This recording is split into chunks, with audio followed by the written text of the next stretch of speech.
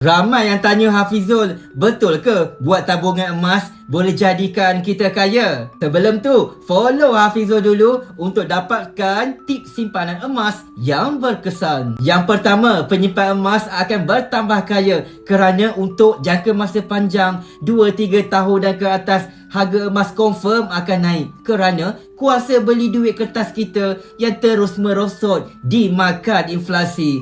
Pada masa akan datang, kita perlukan lebih banyak duit untuk membeli emas yang sama berbanding hari ini. Yang kedua, penabur emas akan kekal kaya kerana kita dah tak usik duit kita dah tak korek duit kita dah tak curi duit kita yang kita dah bekukannya ke dalam bentuk emas. Tak ada orang kikis emas nak beli baju baru. Tak ada orang kikis emas nak beli kasut baru. Tak ada orang kikis emas nak beli handphone baru. Yang ketiga, penabur emas akan terus bertambah kaya kerana dah memang jadi naluri manusia suka pada emas. Penyimpan emas akan terus ketagih nak kumpul lebih banyak simpanan emas dan simpanan emas mereka akan bertambah dengan sangat-sangat banyak kerana mereka dah suka, mereka dah sayang, mereka dah ketagih untuk memiliki simpanan emas. Bagaimana nak mulakan simpanan emas bersama Public Gold? Klik link di bio Hafizul untuk daftar percuma akaun simpanan emas fizikal Gap Public Gold. Hafizul bimbing sebaiknya.